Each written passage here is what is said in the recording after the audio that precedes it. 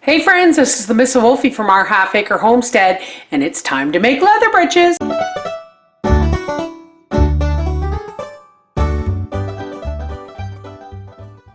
And we'll go into my office and hang these up. Like I said, this first string's the smallest because it's our first picking.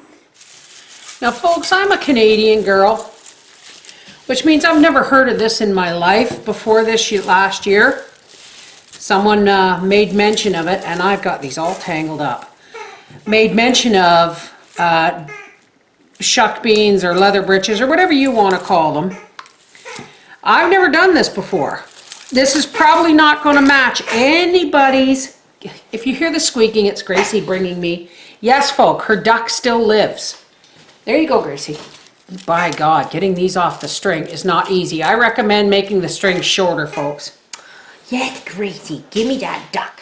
So when I have these all pulled off the string and in the jar, we'll get started. Okay, so out of all those beans, I got 2 1-liter jars. Don't mistake it, folks, that's a lot of beans. So now what we're going to do is it's just Daddy and I. So I'm going to make these tomorrow, because I want to do it right. So I'm going to put maybe 2 cups of the beans in a colander, and I'm just going to rinse them off really well. Why? Because folks, these have been hanging in the air.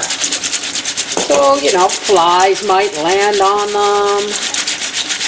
But all I'm doing is rinsing them in cold water, and I'm just making them in a kind of a stirring motion, so that the colander kind of scrubs them.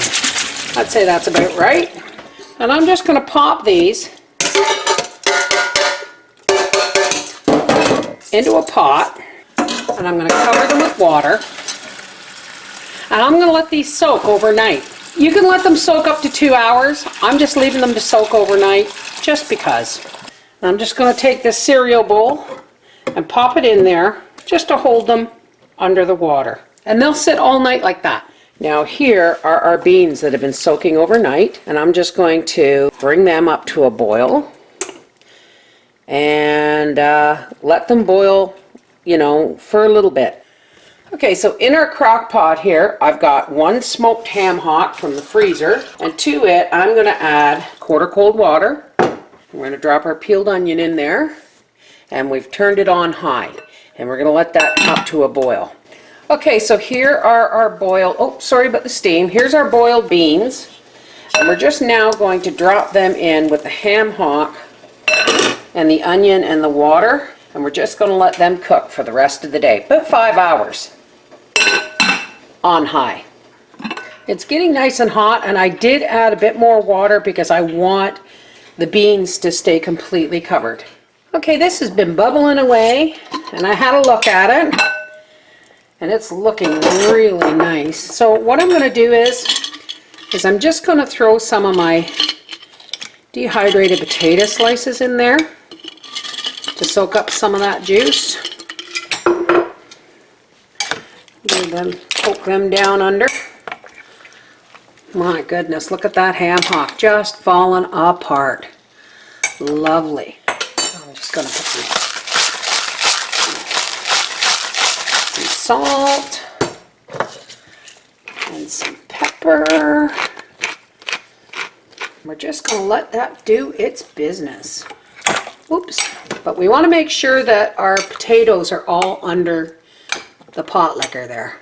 And in about an hour, that'll be supper. Okay, let's have a look, because Papa's home. Ooh, and the first thing he said when he walked in the door, what did you say, Papa? Smells good. Something smells good. Oh, look at that. That, my friends, is beautiful. Now, I've given you a fork and a spoon because I'm pretty sure you're not going to get every drop, but it's chunky. Did you find your duck? So this is, well, you're supposed to cook the beans by themselves, but I made it into like ham hocks, and those are those beans that I dried.